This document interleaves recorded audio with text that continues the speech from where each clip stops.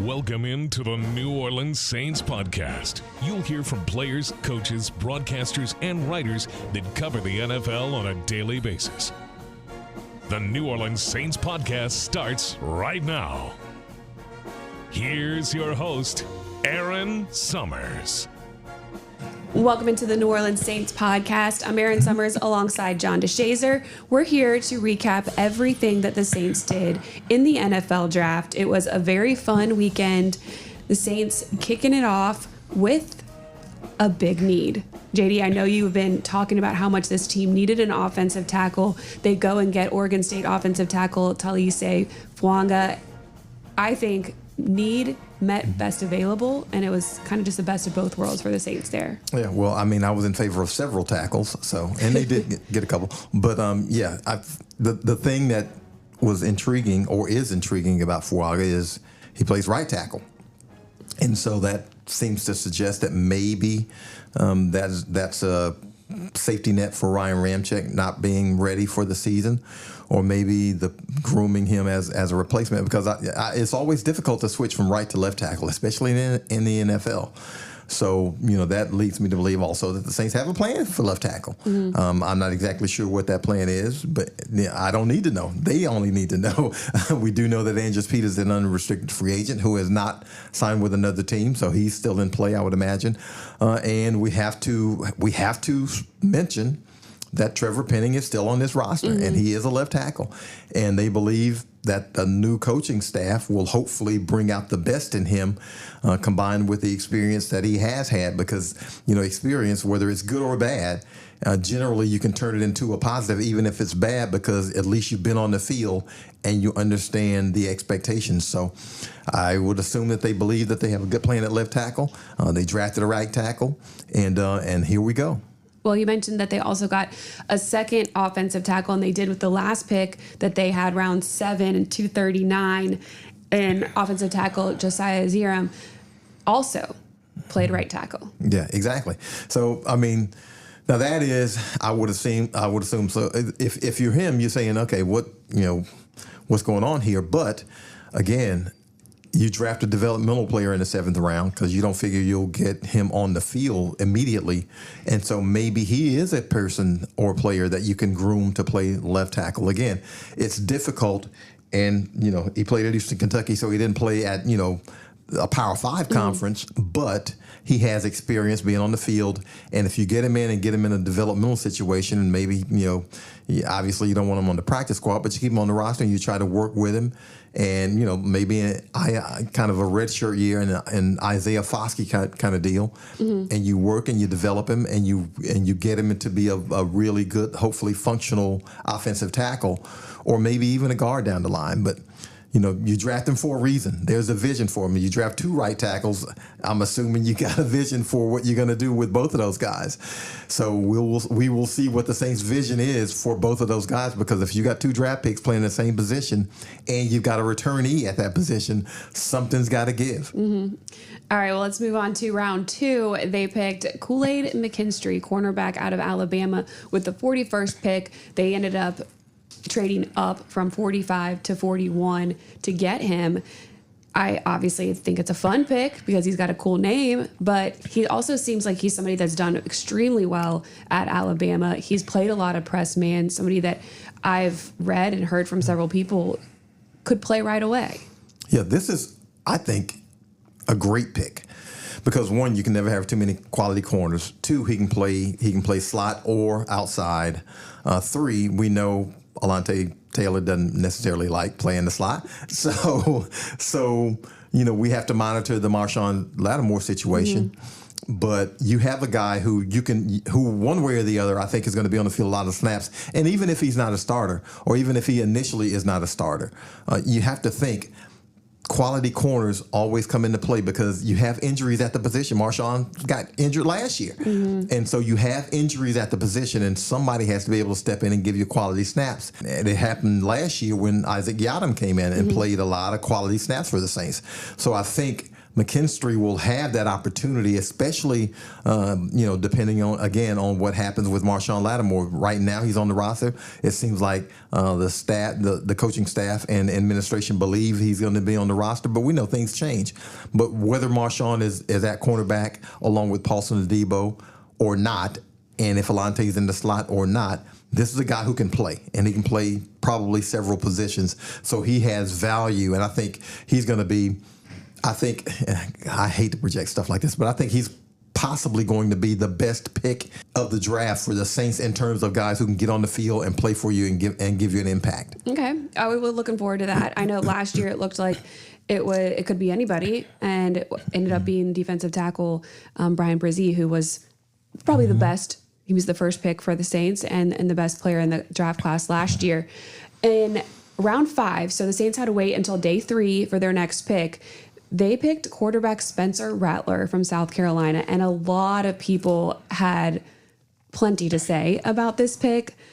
Didn't understand why they were going for a quarterback. Spencer Rattler has gone through some adversity in his career. He did the Netflix show. There are things that he has an aura about him or a stigma that people say, but everybody that we've spoken to, his former head coach and Shane Beamer from South Carolina, said that he was fantastic for them. 2-time team captain. I mean, didn't have any issues. He performed well. He did everything that he needed to do and thought that he was going to be very NFL ready. Well, he's a guy who you get him in the 5th round, and he had a higher draft grade than that.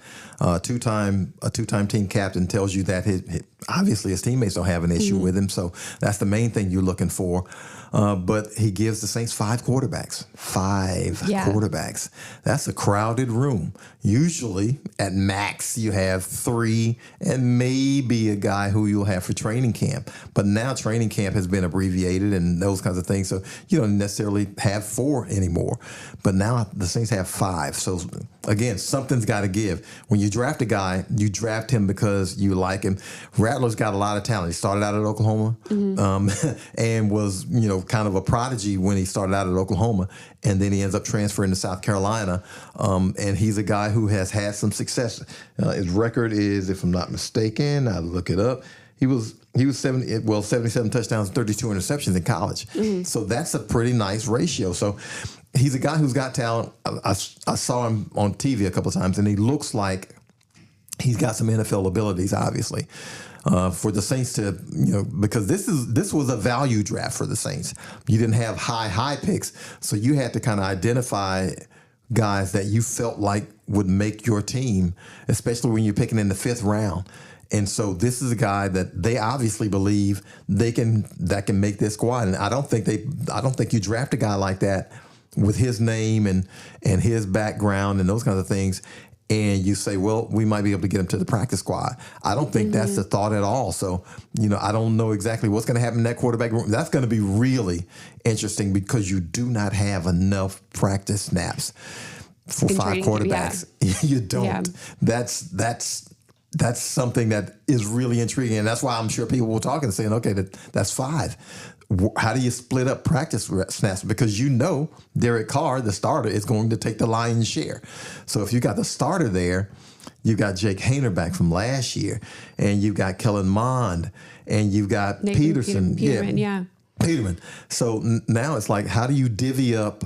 There aren't enough hours in the day to have 5 quarterbacks. So it's going to be interesting to see how the Saints handle that situation. Is this just a situation where somebody that was rated so much higher than where he fell to came to you, you're like, man, we can't let this pass us up, and we take him? That's what it's got to be. And then maybe these guys we signed in free agency, sorry, we did that because we thought we had to, but we got this better option. Well, the exact same scenario happened in 2017. The Saints signed Adrian Peterson at running back. They draft Alvin Kamara, and they're like, oh, we didn't know he was going to be on the board. Yeah. So you draft a guy higher in the 3rd round. You draft him in the 3rd round, but he's got a higher grade, and it's like, oh, this jumps off the page. We got to take this guy.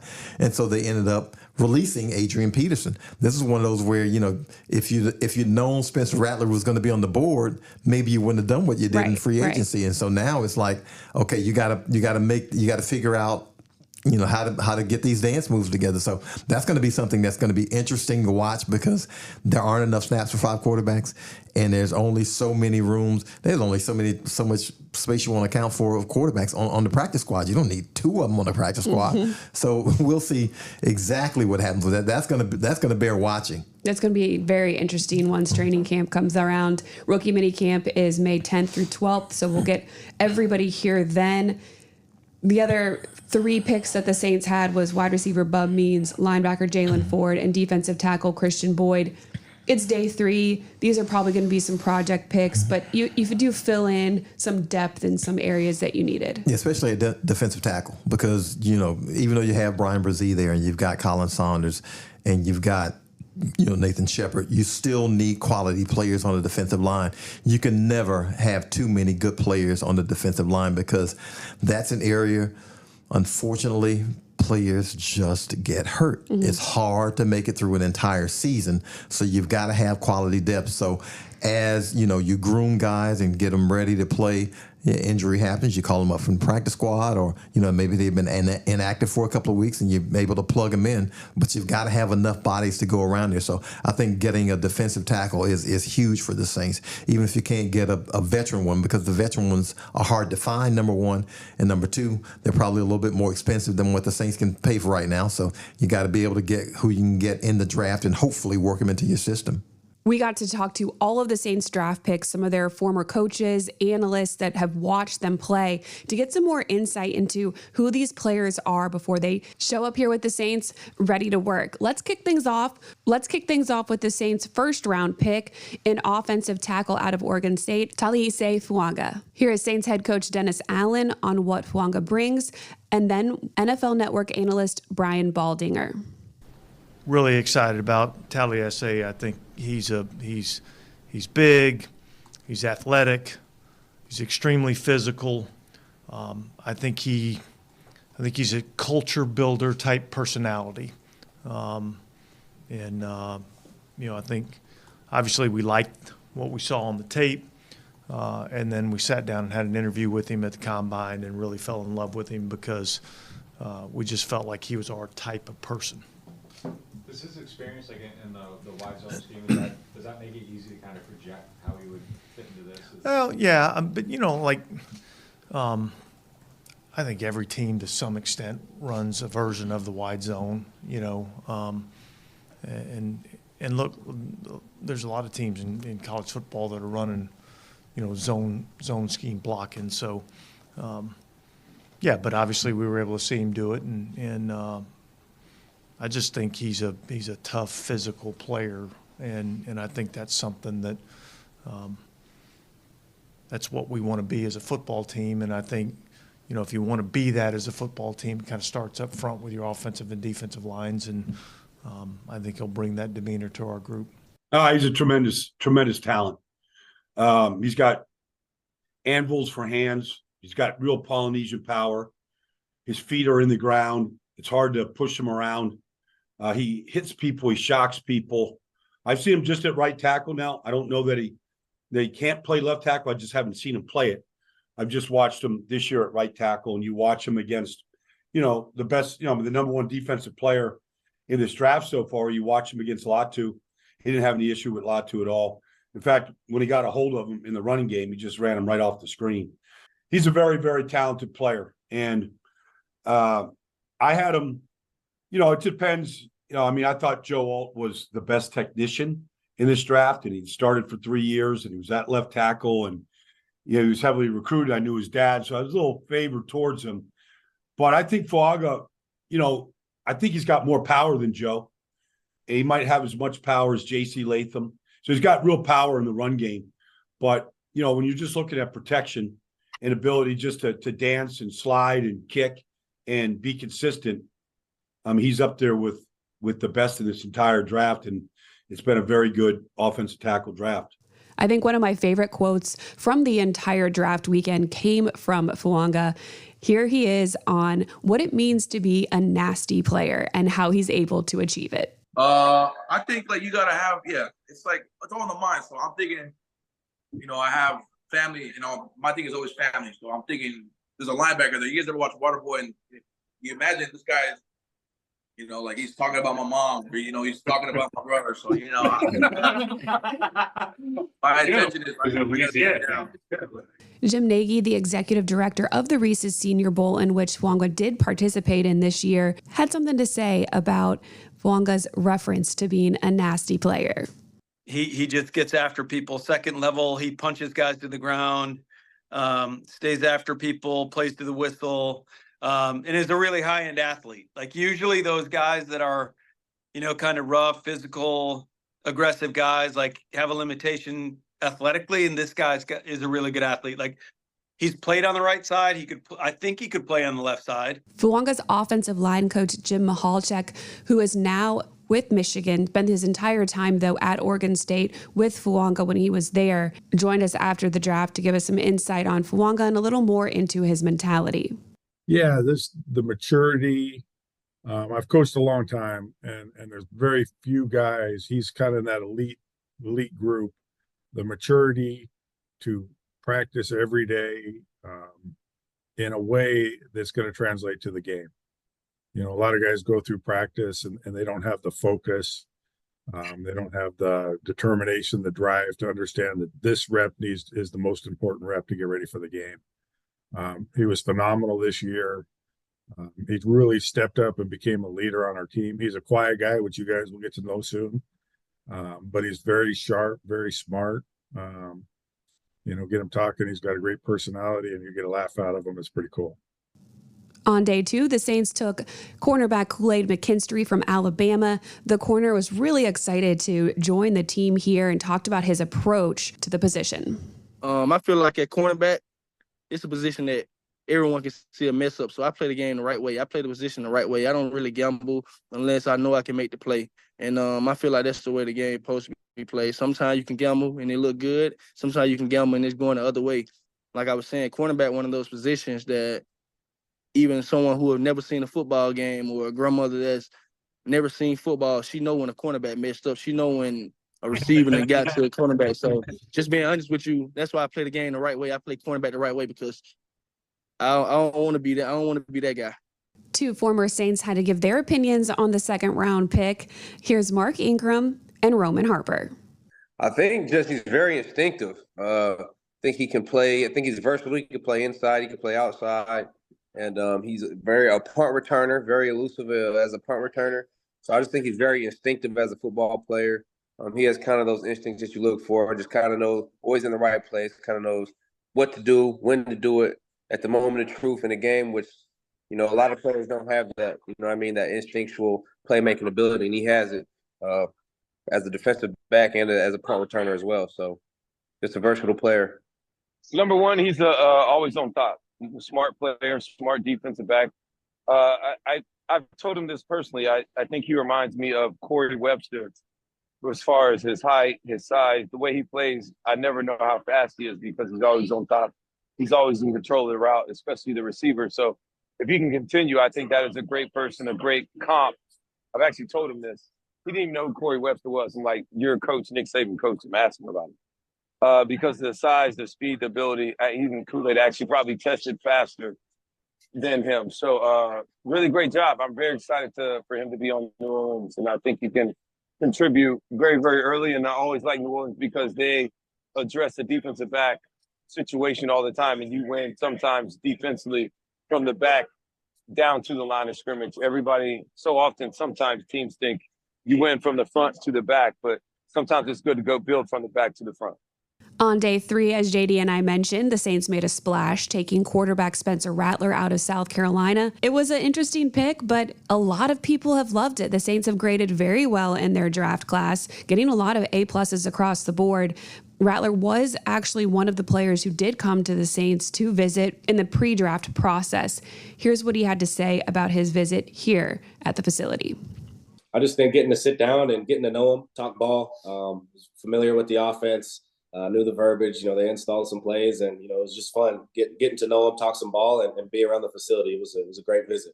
His former head coach, Shane Beamer from South Carolina, also jumped in to give his thoughts on what the Saints are getting in Rattler. I think they're getting a guy with a huge upside. fantastic person, somebody that I obviously, have been around since 2019 when we were together at Oklahoma. So I think he's been through so much adversity. His story is he's weathered some storms from what happened at Oklahoma, some of the adversity he dealt with here at South Carolina with injuries and whatnot. But he's extremely talented. He's extremely hardworking. He's humble. And I know he's eager to get to work out there. Beamer said that he feels like Rattler is ahead of his time. He experienced a lot of different offenses over his collegiate career, working with 3 different offensive coordinators. Said he felt like he was going to be ready to go. And here's Rattler himself on what he feels like his strengths are as a quarterback. I feel like I'm a quarterback that can make all the throws on the field. Very accurate, can extend with my legs, an athlete, go get a first down, an explosive run when I need to. Can create and extend, make plays on the run. Just very confident in getting in and out the huddle and having command and leadership within the offense. And, things I want to work on, I really don't want to get complacent in any area. I want to keep attacking, how can we get the ball out quicker? How can we, get better in every single area, really break down things. And I don't want to circle one thing. I want to get better in every single area. Up next, the Saints selected wide receiver Bub Means out of Pittsburgh with the 170th pick in the NFL draft. Here's Means and his former head coach, Pat Narduzzi. I would just say I'm a vertical threat. I spread the field. I'm able to play every receiver position, slot in, outside, and I'm just a playmaker ready to contribute to the win. The first thing I'm going to tell you about Bub Means, and again, we know he can run. You guys saw that. He can catch. He works real hard. But the thing I love about Bub is that all the coaches are going to enjoy coaching him. I think we take that for granted that, oh, yeah, he's going to be a great guy to coach. I think he's one of those guys that that's going to have a smile on his face every day. If he doesn't have a smile on his face every day, you call me up in Pittsburgh, and I'm going to find out what's wrong. But he's the guy that's going to come to the facility and work and have fun. And he's one of our hardest workers. In Pittsburgh, we talk about being Pittsburgh tough, Steel City, city of champions, and again, Bub is one of those guys that fit into our culture. And when he transferred from Louisiana, and he's a guy that is just a guy that's got a great attitude. And we know he's got deep ball potential. He's got great hands, and he's going to work and be the best player he can be. Narduzzi also mentioned while he was talking to the media, as an aside here, that Saints Jeff Ireland called him in the pre-draft process to talk about Means. And Narduzzi said that he doesn't get a lot of phone calls from GMs, but the Saints always do their due diligence. They always call every year when they're going through this process just to find out everything that they can about these players. So I just thought that was really cool. At 175, the Saints went with linebacker Jalen Ford out of Texas, and he said he's really looking forward to playing alongside Demario Davis. Man, it's crazy because since he's been in the league, just watching him and understanding that he's one of the top 3. You could put him in that category as being one of the best linebackers in the league right now. So. For me, understanding that my goals is to be right there, where he's at. I think that it means a lot, and I'm just glad that I get this opportunity, and I can't wait to get in there and soak up everything like a sponge. So I'm excited. From there, the Saints went with defensive tackle Christian Boyd out of Northern Iowa. You might remember that school because it is, yes, where offensive tackle Trevor Penning played his college career, and these two actually did spend some time together in the offseason. Here's Boyd. Yeah, he actually was training at training house with me for a few weeks. So, it's kind of crazy how this just played out. And now, you guys got 2 UNI dudes. And, I feel like Trevor's about to have a breakout year. I feel like I'm going to have a really good rookie year. So I'm excited. The final pick for the Saints came round 7, 239, offensive tackle Josiah Ezerim of Eastern Kentucky. I met with the Saints at the Shrine Bowl. I met with them at the Combine. And it's a lot. It's a lot. I don't even know what to say. I don't even know what to say. It's so exciting. It's been a long process. Being with so many different teams. Not sure, not knowing where you're gonna go. I'm sitting there while I'm basically watching the whole entire draft, and I'm just I'm super excited right now. Here's a, smaller school player that's got size, he's got length, he's got athleticism, but there's a lot of development that needs to take place with the player. But he's got a lot of tools to work with, and I think that's what we're really excited about. A lot of good stuff there. For full interviews from all of those players, everybody that you heard from, head coach Dennis Allen, you can head to NewOrleansSaints.com. And here is DA on his overall thoughts after the draft was done. Yeah, look, I think overall I feel, good about it. I feel like, we've addressed some needs at the skill positions. We've addressed needs with some big guys. I think there's still some things that we'll still need to do, prior to probably getting into training camp. And so there'll be another round of things that happen in the next couple of weeks, after the draft, after everybody gets a chance to figure out what they have in their draft picks and reevaluate their rosters. And, so we'll see, what happens over the next couple of weeks. But I feel really good about what we were able to do. I mean, again, like I said, we got a, starting caliber offensive tackle. We got a starting caliber corner. And then we got a really good, developmental quarterback in our first 3 picks. And, I think that's good. And then I think we added some depth and some developmental players at the back end of the roster that have a chance to come in and compete for, like I said before, backup spots, roster positions, practice squad spots. So, I thought there were some good things that we did. And I felt like we addressed a couple of needs. Maybe not fully addressed, but addressed a couple of needs in this draft too. Before we wrap this thing up, I gotta send it back to Roman Harper, who gave some really cool advice to the rookies, spoke so highly of New Orleans and his time here. I would say embrace the community. New Orleans is a special place, and if you guys win there, you'll be great, and they'll love you forever. But just be yourself and just be one with them. Like that, to me, I feel like that was the one thing that I really, really enjoyed the most about New Orleans, was that I was always able to just be myself. They didn't always love me at times, but I was always myself. And if you like get down with the people, like they're gonna get down with you, and that's what it's all about. And New Orleans is a great city that love the Saints. They love their sports, and man, it's just a great vibe. And I still keep a place there because New Orleans is a culture, it's a vibe, but it's the people. Like it's not just being in New Orleans, the city. Like that's not it. It's the people. And if you don't get with the people, then you won't get with the vibe or the culture, and you won't make it the best experience of your life, which is what this should be. This is your dream. It's what you always want to do since you're a young kid in the backyard. So don't ever forget that, and don't ever forget that enthusiasm that you get to come to work.